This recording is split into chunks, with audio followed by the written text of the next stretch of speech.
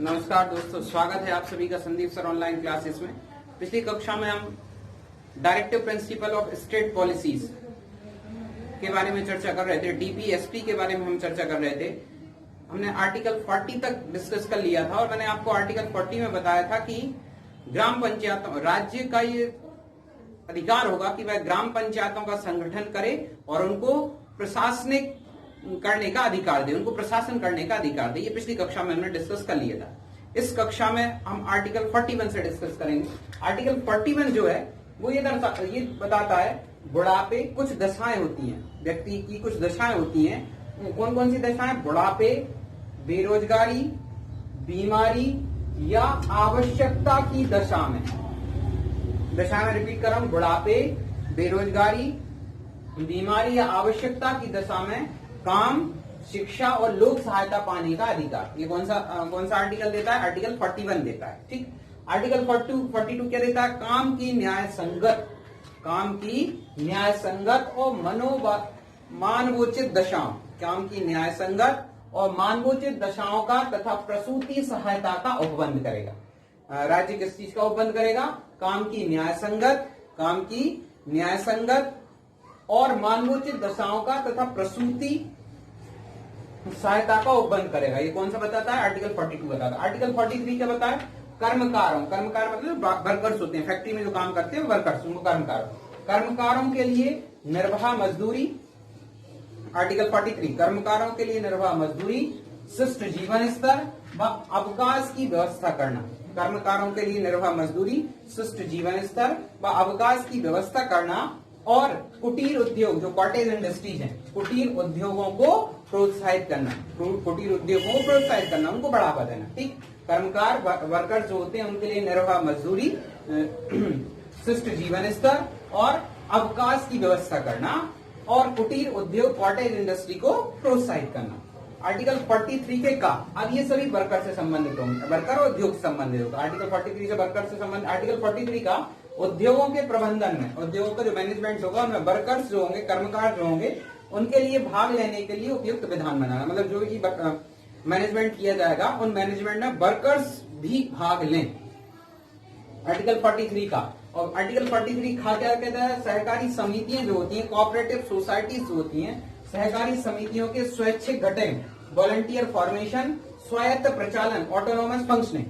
सहकारी समितियां, cooperative society के स्वैच्छिक गठन, वॉलंटरी फॉर्मेशन, स्वायत्त प्रचालन, ऑटोनोमस फंक्शनिंग, लोकतांत्रिक नियंत्रण, डेमोक्रेटिक कंट्रोल और पेशेवर प्रबंधन, प्रोफेशनल मैनेजमेंट को प्रोत्साहित करना। सहकारी समितियां जो होंगी, कोऑपरेटिव सोसाइटी जो होंगी, कोऑपरेटिव सोसाइटी के लिए स्वैच्छिक गठन, स्वायत्त प्रचलन, लोकतांत्रिक नियंत्रण और पेशेवर प्रबंधन को प्रोत्साहित करना। ऑटोनोमस जो कोऑपरेटिव सोसाइटी हो, कोऑपरेटिव सोसाइटी में वॉलंटियर फॉर्मेशन हो, ऑटोनोमस फंक्शनिंग हो, डेमोक्रेटिक कंट्रोल हो एंड प्रोफेशनल मैनेजमेंट हो, इसके लिए मोटिवेट करना है। आर्टिकल 43 खा के तहत।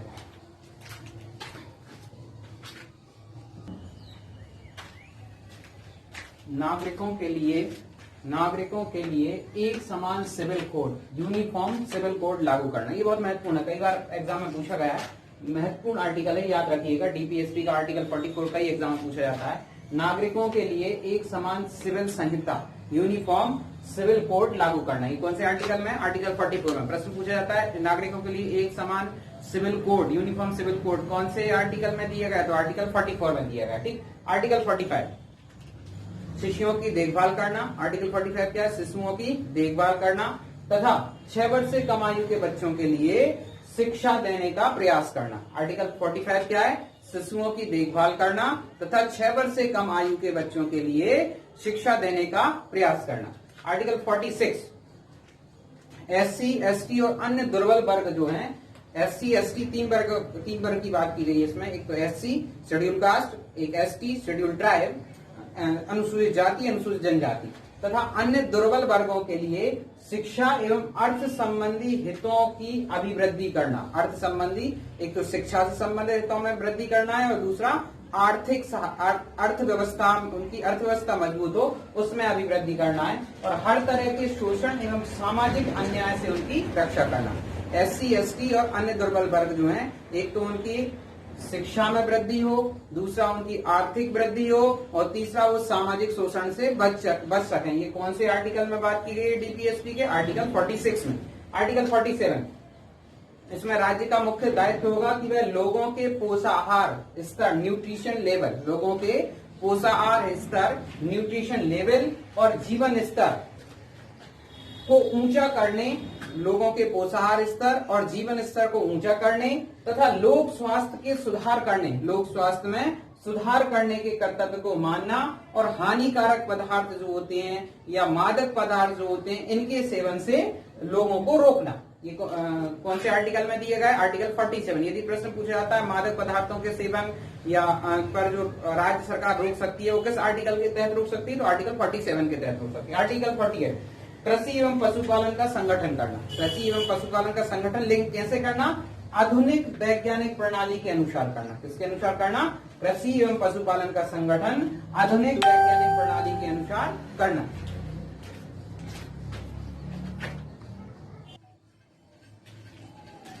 पर्यावरण के संरक्षण, पर्यावरण के संरक्षण एवं संवर्धन तथा वन व वन्य जीवों, पर्यावरण के संरक्षण तथा संवर्धन तथा वन व वन्य जीवों की रक्षा का प्रयास करना।